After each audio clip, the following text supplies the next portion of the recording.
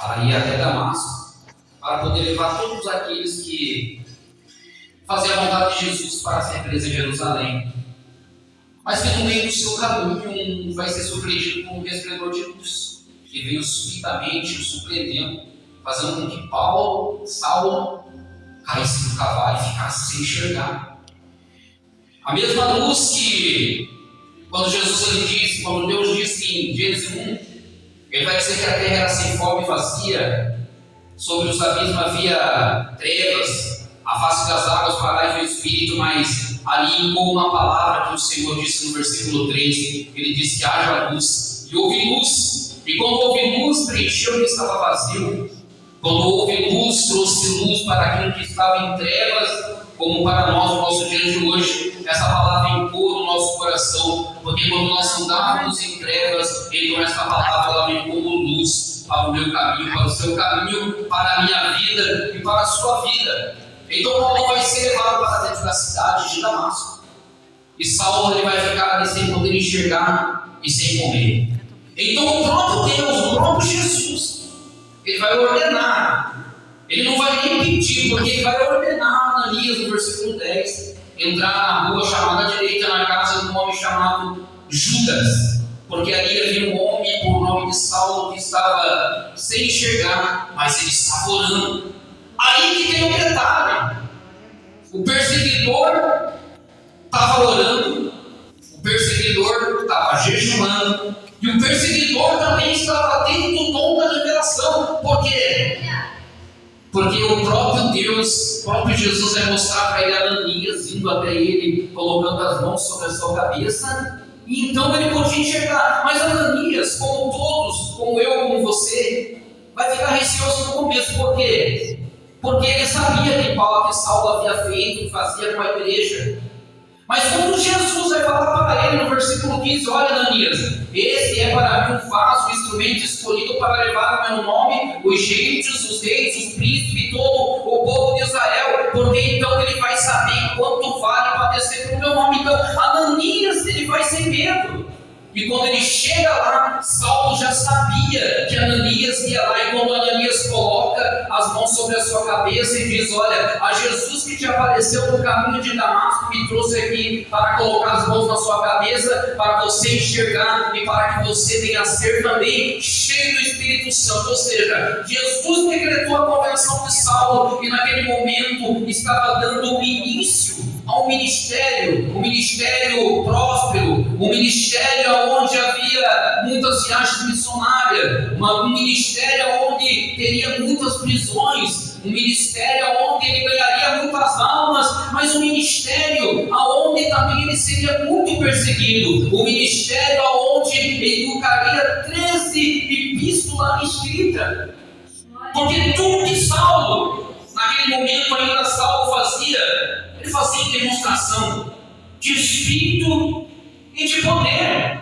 Quando ele vai entrar em Antioquia, a Bíblia vai dizer no capítulo 11 de Atos dos Apóstolos, no versículo 19, que todos ali foram conhecidos pela primeira vez como seguidores de Cristo. Ou seja, a igreja pela primeira vez naquele dia foi chamada de cristão. Por que foi chamado de cristão? Por causa do exemplo que Saulo levava, por causa do exemplo que Barnabé levava naquele dia, e muitos chegavam aos pés de Jesus, porque aqueles homens eles davam demonstração que eles andavam com Jesus, eles viviam com Jesus, eles falavam com Jesus, eles caminhavam com Jesus, tudo que eles faziam era embasado na oração, era embasado na palavra, e multidões se chegavam aos pés de Cristo. Ou seja, a igreja olhava para esse exemplo, e nós precisamos, gente, hoje voltar a esse exemplo que teve em Antioquia.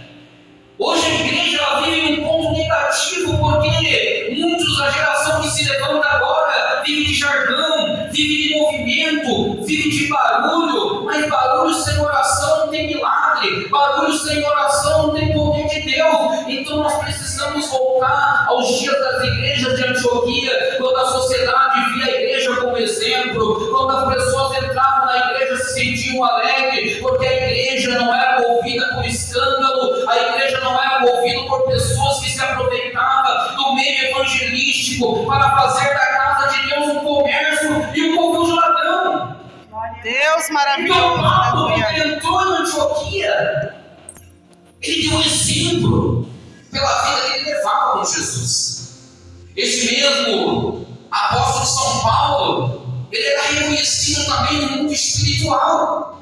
Quando ele vai entrar em Éfeso, a Bíblia vai dizer, do livro de Atos dos Apóstolos, no capítulo 19, quando ele chega naquela cidade, ele vai perguntar para aquelas pessoas se eles haviam sido batizados com o Espírito Santo. Mas todos eles falaram, não, ninguém aqui nos ensinou como que funciona esse batismo do Espírito Santo. Nós fomos batizados com o batismo de João Batista, o batismo do arrependimento. Paulo vai começar a ensinar, então, em posição de mão, todos que ali não ainda havia recebido o batismo do Espírito, começaram a ser cheios do Espírito Santo, profetizavam.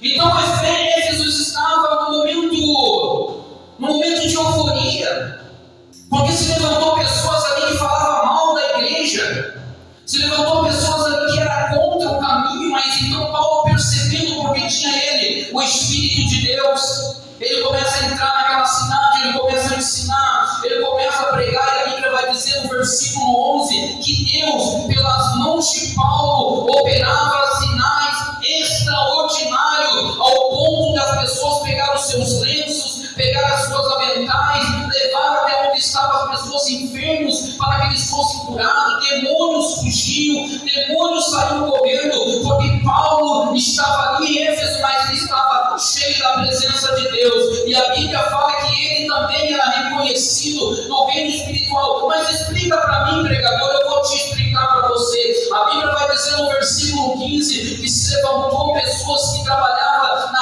arte do exorcismo, então se uniram alguns filhos de Cefas naquele dia, e foram expulsar um demônio de um homem que estava endemoniado, e eles olharam para aquele homem endemoniado e disse para aquele homem, olha, eu conjuro-te que saia no nome de Jesus que Paulo prega. Aquele homem endemoniado disse, olha, Jesus eu conheço, Paulo eu sei quem é, mas tu, quem vós sois? E naquele momento nós reconhecemos que até os demônios conheciam Paulo, sabe por quê? Pela vida que ele tinha na presença de Deus, pela obra que ele fazia, por tudo aquilo que ele praticava, tudo aquilo que ele dava exemplo, Satanás conhecia. Nós vamos ver outra passagem também no livro de Atos dos Apóstolos 16, versículo 17, quando havia uma mulher com espírito de adivinho, todos os dias, 3 dias seguidos, ela olhava, olha, esses homens que anunciam o reino dos céus, eles são filhos do Deus Altíssimo, ele leva a palavra do Deus Altíssimo. Paulo, se incomodando com aquilo, ele coloca as mãos sobre a cabeça dela e fala, olha, eu te ordeno que saia em nome de Jesus. Aquela moça, ela foi liberta, porque Paulo, quando ele entrou na cidade,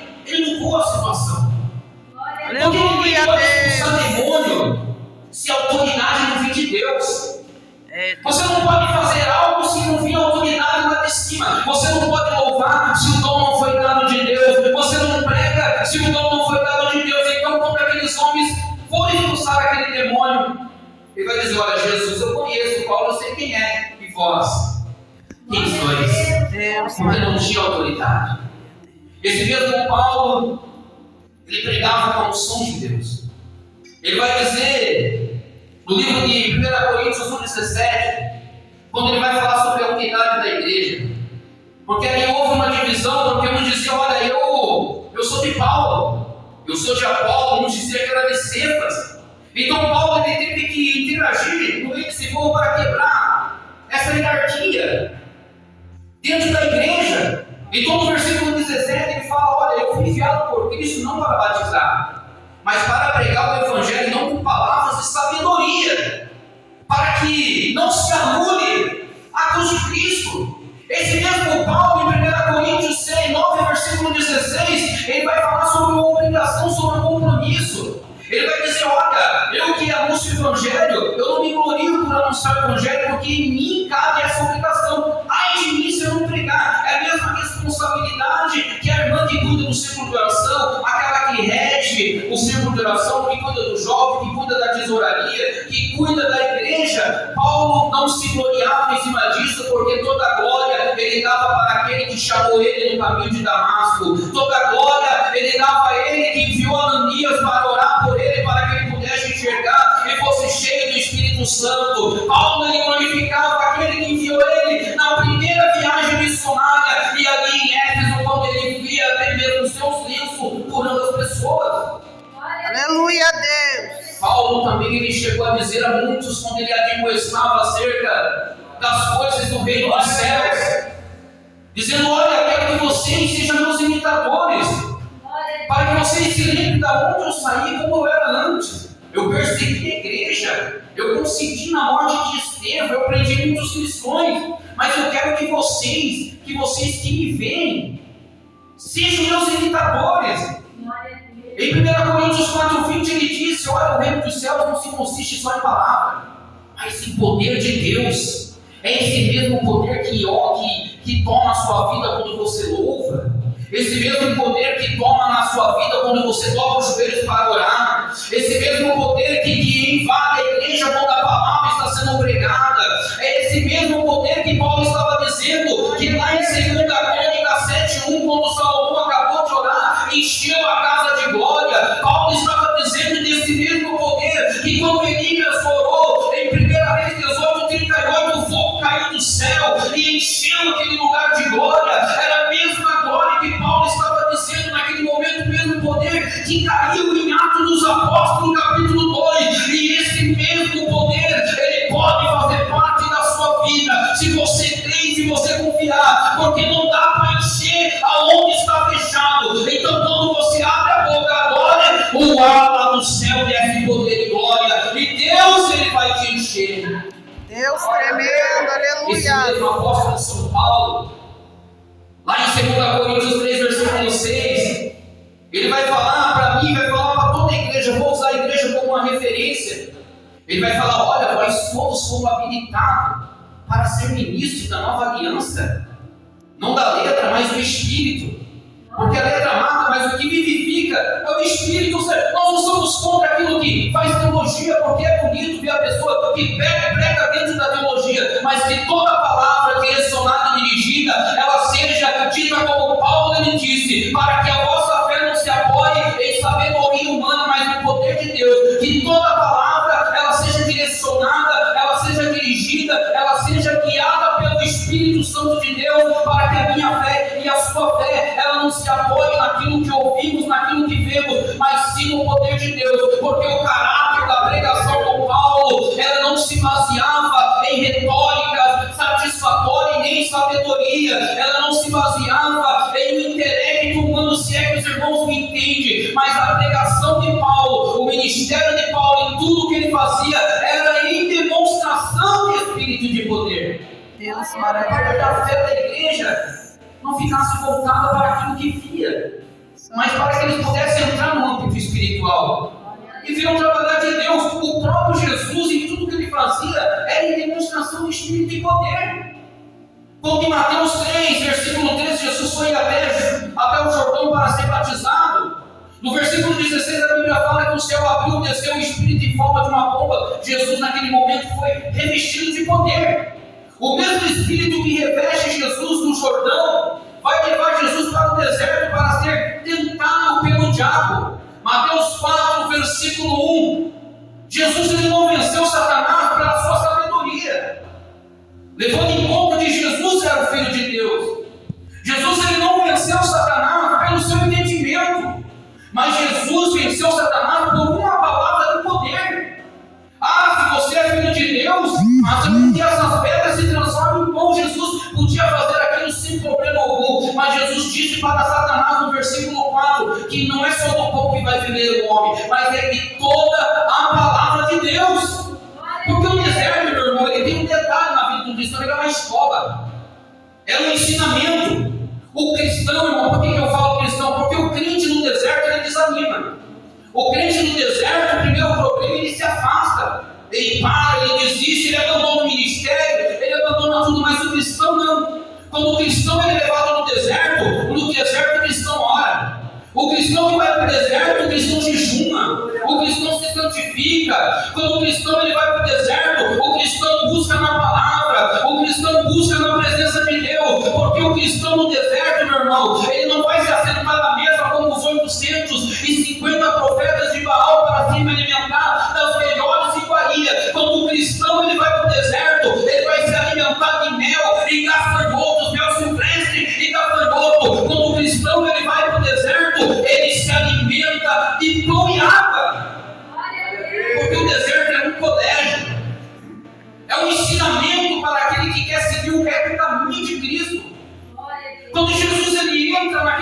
com os seus discípulos em meio daquela tempestade. A Bíblia diz em Mateus 8, versículo 23, eles tinham um compromisso, eles tinham um propósito do outro lado, que era Gadara, porque lá tinha um homem para ser liberto. E quando eles entram naquele barco, vai se levantar uma tempestade demoníaca, vai se levantar um vento demoníaco, vai se levantar uma onda do mar demoníaco que varria aquele barco, a ponto de até mesmo de quase virar, mas Jesus estava dormindo lá dentro. E uns dos seus discípulos vão acordar, e quando Jesus ele se levanta, ele declara, ele usa uma palavra de demonstração do Espírito e poder, quando ele diz: calma-te vento e aperta-te mar, trazendo naquele momento grande bonança. Entenda, minha irmã, que muitas das vezes Deus ele não vai acalmar a tempestade, mas ele vai acalmar você dentro dela, porque o maior milagre não é o vento parar, mas é a minha alma, a sua alma, aprender a confiar que quando tudo está balançando, ainda, meu irmão, não importa o cenário, porque a verdadeira paz que vem do alto não depende do cenário que você está vivendo, mas é a certeza de que aquele que os céus, ele ainda está no controle de tudo. Se está balançando, se está tudo errado na sua vida, se a tempestade está atrapalhando você alcançar o seu propósito, entenda uma coisa, que o céu ainda está no controle, o céu ainda trabalha por sua vida, Jesus está no controle da tua história, Jesus ainda está no controle do ministério, Jesus está à frente do barco, e no momento certo, na hora certa, o mesmo Jesus, ele vai determinar uma palavra de poder para a sua vida, para que você possa sair dessa tempestade. Porque quando tudo está balançando, tudo está dando errado, os céus estão trabalhando, os céus ainda estão no controle. Quando Jesus estava naquela casa, ele estava pregando, ele olha para o céu, para o teto, e começa a abrir o eirado. E aquele homem descendo naquele leito. Lucas 5, versículo 17, Jesus vai olhar para ele: olha, tem de bom ânimo, perdoados são os seus pecados.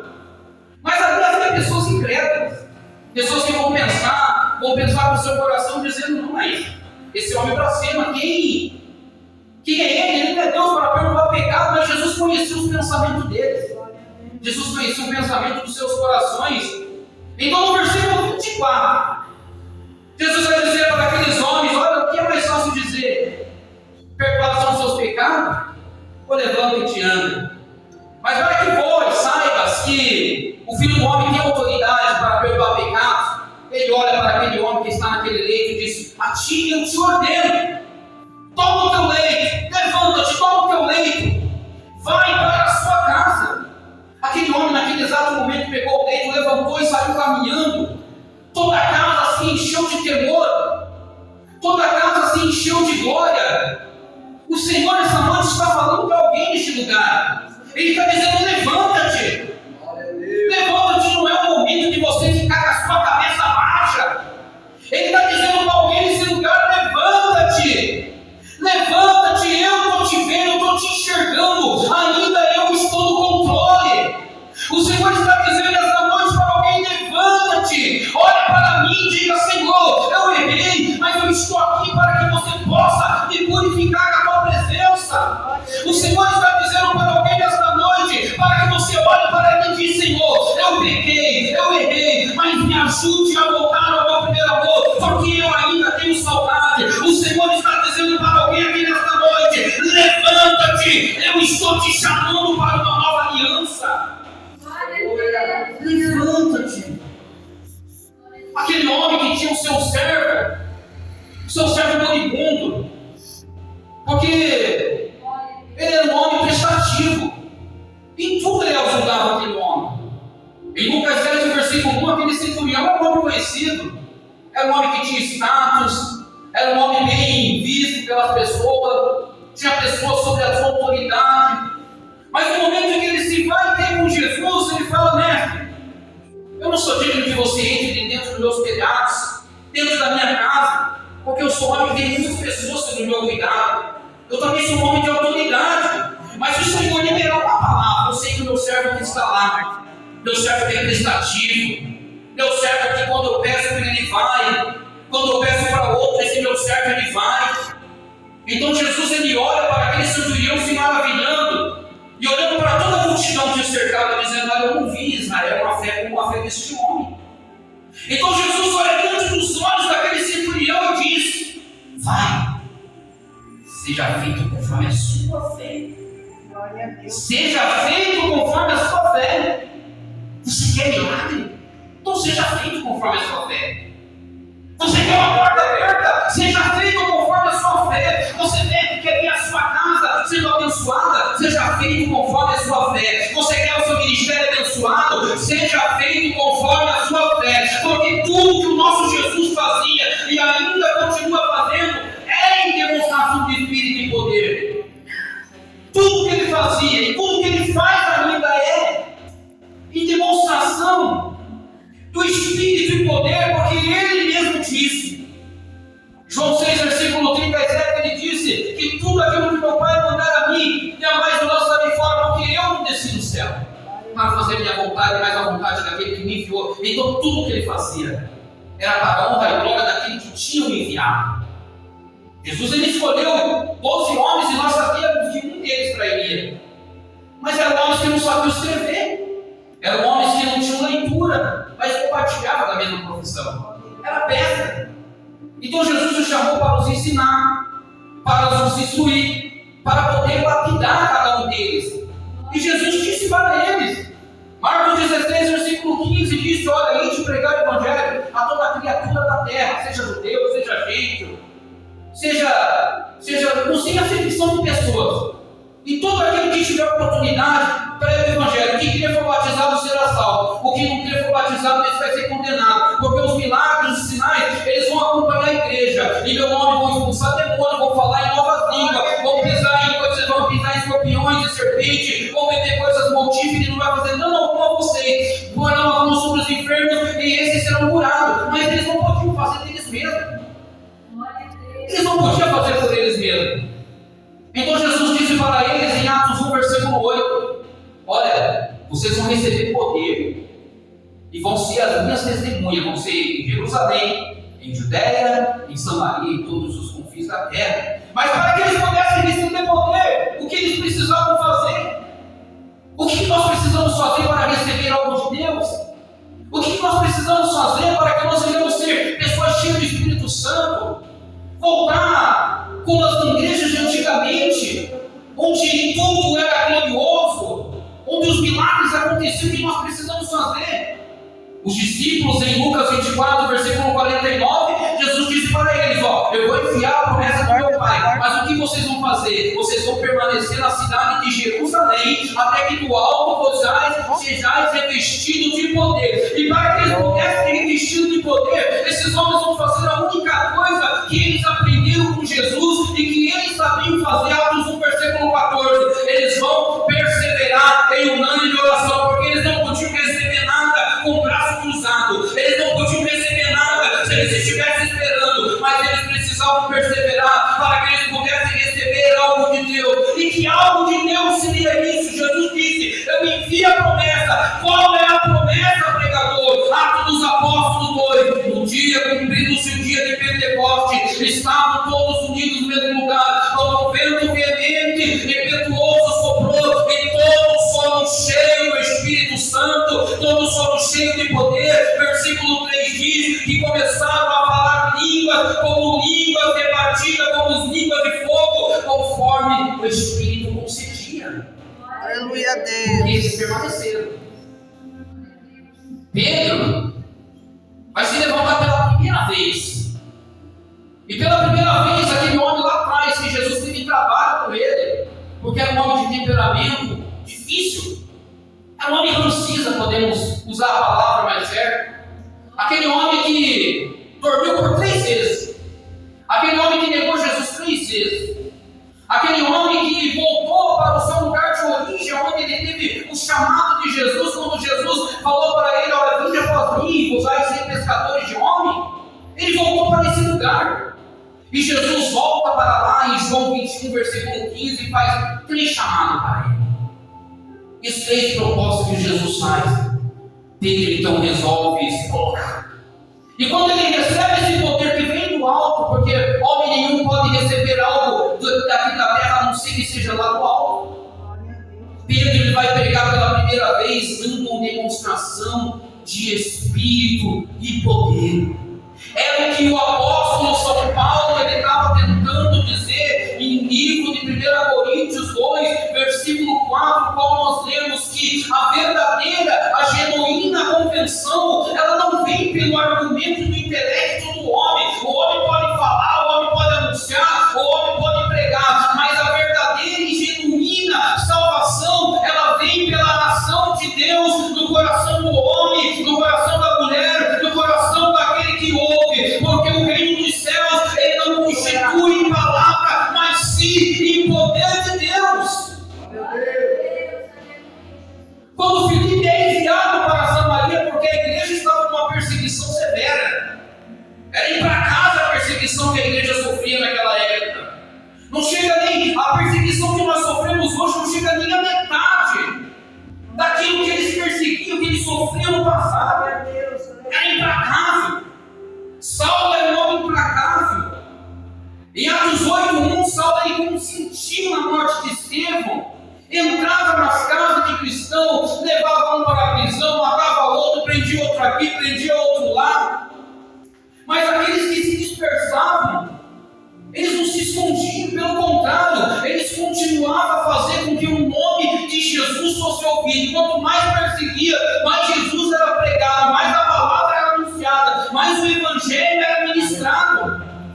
E quando Filipe ele chega em Samaria, Filipe não chega lá por ele mesmo, o próprio Jesus apresenta Filipe para Samaria. Por que Jesus apresentou Filipe para Samaria? Porque Samaria estava no momento em que ela estava sendo enganada. Ela estava sendo iludida.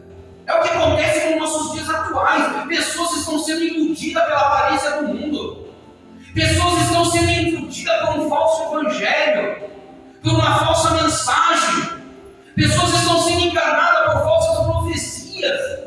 E a cidade de Samaria estava nessa situação, sendo iludida. Um homem chamado Simão, usando da arte mágica, usando da magia, do ilusionismo, para tentar deixar aquelas pessoas cegas, para tentar tirar aquelas pessoas da sua sã consciência. Mas quando Filipe entra naquele lugar, ele começa a trazer uma mensagem diferente.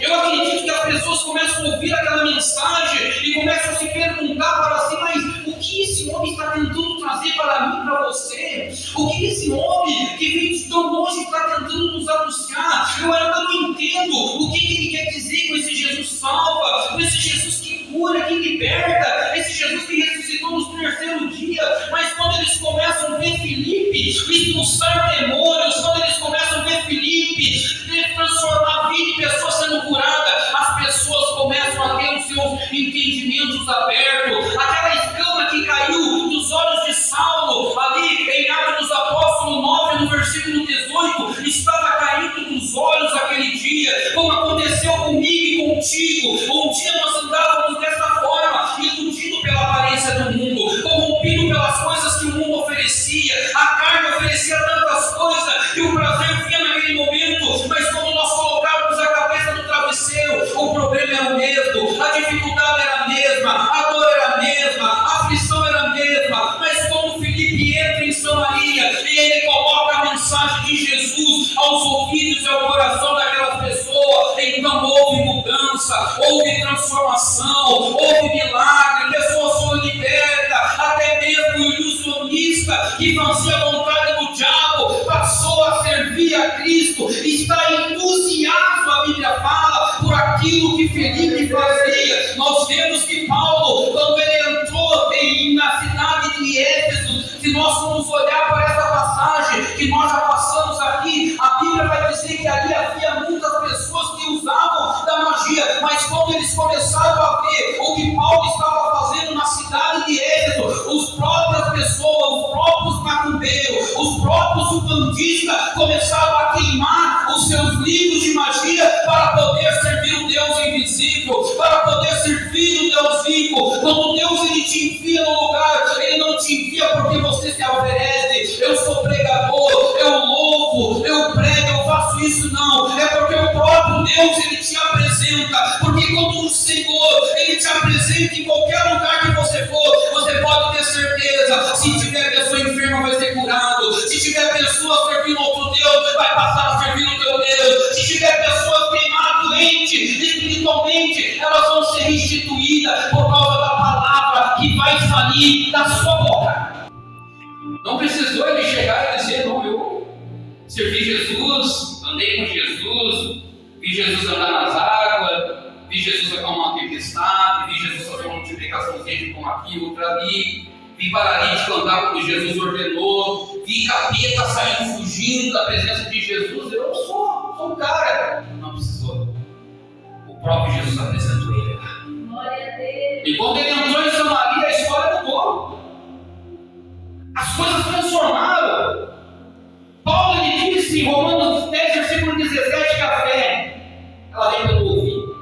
E ouvir a palavra. E quando ouvimos a palavra, nós desenvolvemos essa fé. Que talvez nós nem sabíamos que tinha. Uma fé sobrenatural. Uma fé em que capaz de a gente fazer mover uma montanha. Quando nós ouvimos a palavra do Senhor, nós desenvolvemos confiança. Confiança não é por aquilo que nós vimos, por aquilo que nós olhamos. É uma confiança diferente. É a mesma confiança que Paulo, quando ele estava em Coríntios, 2 Coríntios 4, versículo 18, ele disse para os irmãos: olha, não atendei para aquilo que você vê. Porque o que você vê vai te trazer dor, vai te trazer tristeza, vai te trazer sofrimento, vai te deixar desanimado. Mas atentai para aquilo que você não vê. E é quando nós ouvimos a palavra, nós não olhamos mais com os mesmos olhos, nós olhamos para o âmbito espiritual, com um olhar diferente. Pedro, quando ele olha para aquele homem paralítico na porta formosa, em Atos dos Apóstolos 3, ali se nós olharmos aos nossos olhos, nós vamos ver um paralítico, um homem que em 40 anos era aleijado. Mas como Pedro estava subindo para a hora da oração com João, ele não olha com o mesmo olhar, ele vai olhar para aquela pessoa e vai ver algo que nós não conseguimos olhar com os nossos olhos naturais de fora. Mas se nós tivermos um olhar espiritual, se nós estivermos no azeite, nós vamos olhar e ver aquilo que os olhos que estão do lado de fora não vê. Então Pedro viu a necessidade daquele homem que não era como uma esmola. A necessidade do homem era do milagre.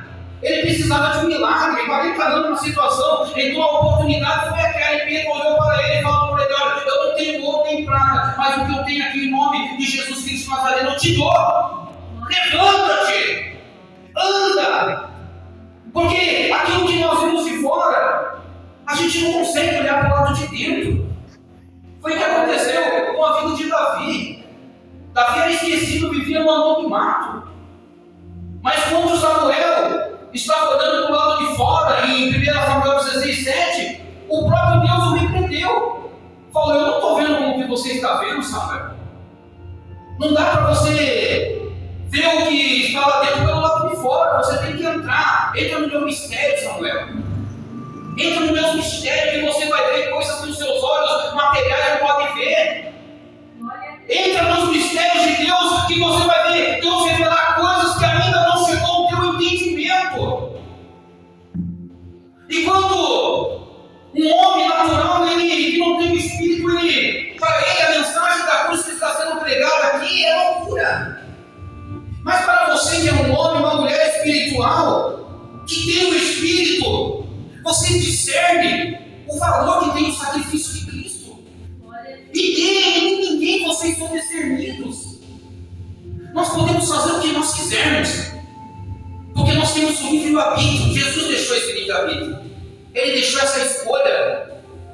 Pode beber, pode fumar, pode matar, pode roubar, pode prostituir, pode adulterar, pode casar quantas vezes quiser. Mas eu digo para você dessa forma: não dá para herdar o reino dos céus. Não dá para herdar o reino dessa forma. Sem santificação, disse Paulo em Hebreus 12, versículo 14, que ninguém verá ao Senhor. Sem azeite na botija, sem azeite na lamparina, a lamparina se apaga. Mateus 25, a Bíblia vai falar da lamparina cheia e da lamparina vazia. E nós sabemos o desfecho dessa história. Elas ficavam com as suas lamparinas transbordando de azeite. O fogo estava queimando porque orava, jejuava, consagrava, santificava, fazia campanha, buscava, perseverava. Elas entraram ao repouso perderam a essência daquilo que nós aprendemos com Jesus. Que nós aprendemos com Jesus que o próprio Isaías, o maior profeta messiânico, no capítulo 55, versículo 6, ele diz: busque o Senhor enquanto você pode achar. Invoque Ele enquanto Ele está perto, enquanto tem oportunidade, enquanto você tem tempo, faça isso. Porque hoje nós vemos muitas pessoas em cima do muro. Em cima do muro estão numa vale de uma decisão tão grande. Eles não sabem se eles descem daquele muro para servir a Deus ou eles se entregam para o mundo. Glória a Deus. Estão sem saber para onde está sendo carregada a sua alma. Se eles não tomarem uma decisão, porque o relógio já está marcando meia-noite. E quando esse relógio marcar 0 horas, já não vai ter mais, mas já não vai ter mais a palavra certa para isso. Já não vai ter mais rigor. Porque ninguém vai ser dado por inocente. Nós estamos sendo enganados muitas das vezes por falsas profecias, por fábulas, por facções. Jesus disse, enquanto o Senhor não disse. Quando Jeroboão estava com seu filho Abiás doente, a Bíblia vai nos ensinar em 1 Reis 14. Jeroboão vai chamar a sua esposa e vai dizer para ela: você vai até Siló. Porque lá Siló tem um profeta chamado Ai, mas você não vai vestida como esposa de Jeroboão, você vai disfarçada. E lá tinha um profeta chamado Aia. O homem já era de idade, o homem já não enxergava mais. Ele colocava a sua cadeirinha e ficava sentado. Mas a idade não tirava a intimidade que ele tinha com Deus. A sua velhice por ele ser cego não tirava ele de intimidade que ele tinha com Deus, porque o próprio Deus vai falar: olha, a mulher de Jeroboão está vindo aí, ela está vindo disfarçada, e quando ela chegar aí, você fala tudo aquilo que eu vou te mandar você dizer para ela. Ai, era um homem velho, mas ele tinha ainda intimidade. Ai, era um homem que não enxergava, mas ainda ele tinha comunhão com Deus, Deus ainda falava com ele. Não importa se você é criança, se você é jovem, adolescente, se você é uma pessoa de idade, se você tem uma vida no altar, você tem comunhão, você tem intimidade, você tem presença, você tem unção de Deus, você tem autoridade. E quando aquela mulher pisa aos pés da porta do profeta, ela vai colocar as mãos na maçaneta, o profeta lá de dentro fala: pode entrar, mulher de Jeová. Isso é para que nós não venhamos ser enganados por falsas profecias. Aleluia. Então ele vai dizer para ela: olha, mulher de Jeroboão, quando você colocar os pés na cidade de Tirza, o meu filho morre. Aquela mulher coloca os pés em Tirza e em primeiro. A Acasias vai cair no 3º andar, vai ficar encamado. O que ele vai fazer? Vai mandar os seus mensageiros a consultar Baal e Baal-Zebub, o Deus de Ecrom, para saber se ele ia ser curado. Mas quando o homem tem uma intimidade com Deus, o profeta Elias estava vindo, então Deus vai dizer para ele: você vai interceptar os mensageiros de Acasias, porque eles estão indo consultar Baal-Zebub e Deus de Ecrom, para saber se o rei vai ficar curado. O profeta Elias se apresenta, pergunta: onde vocês estão indo? A pedido do rei Acasias, estamos indo até Baal-Zebub e Deus de Ecrom para saber se o rei vai ficar curado.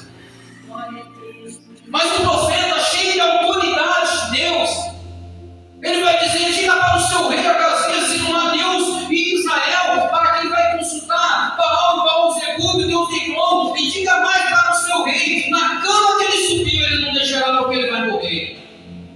Aqueles homens voltam, Elias, ele sai. E quando eles chegam até o rei pergunta para ele: mas por que vocês voltaram tão rápido? Nós somos interceptados por um homem, rei. E ele mandou dizer para o rei: se não há Deus de Israel, para que o Senhor mande consultar Baal e Baal-Zebub, o Deus de Ecrom. E ele disse mais para o Senhor, rei.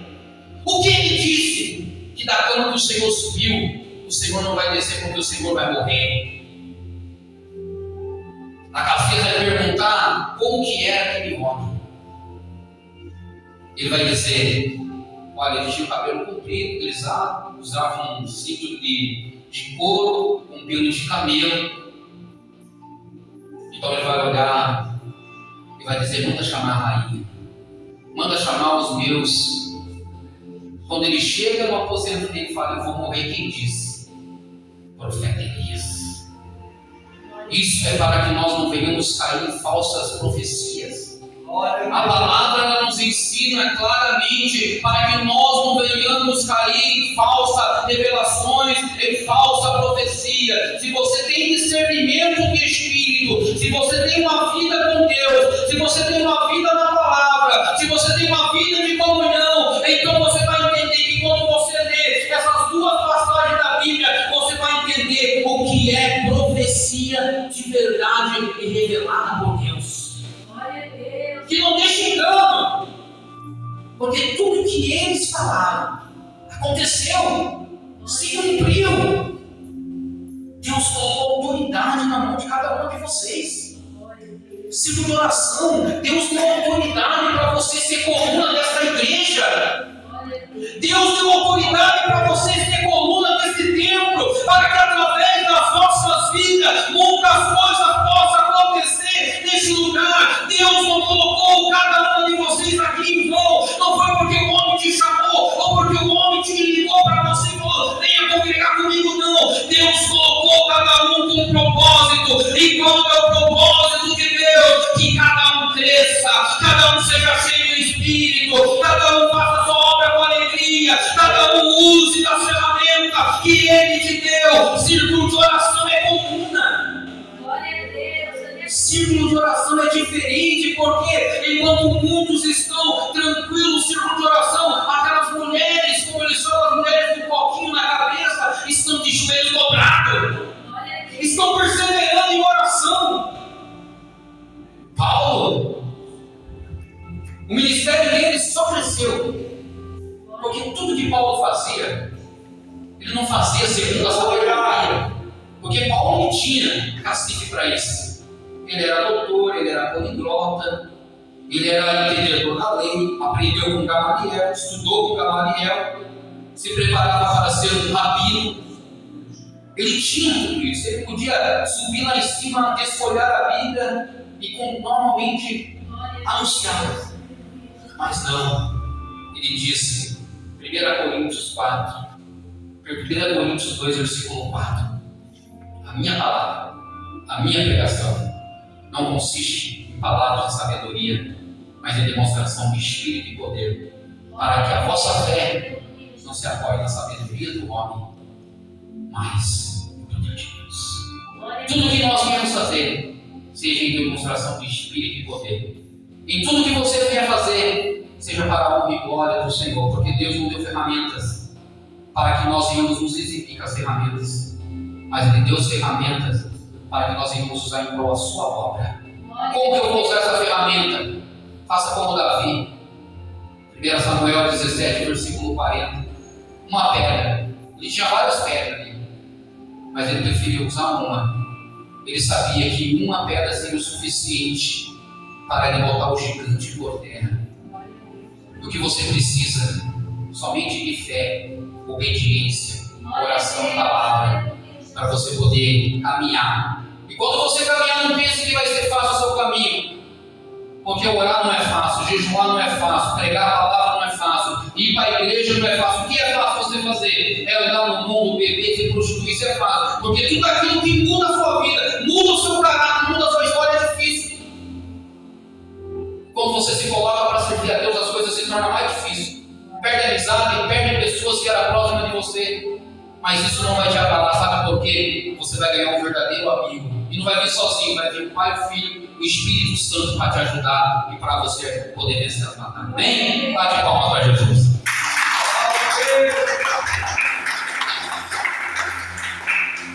Eu não vou orar por revelação, porque a palavra é a nome, né?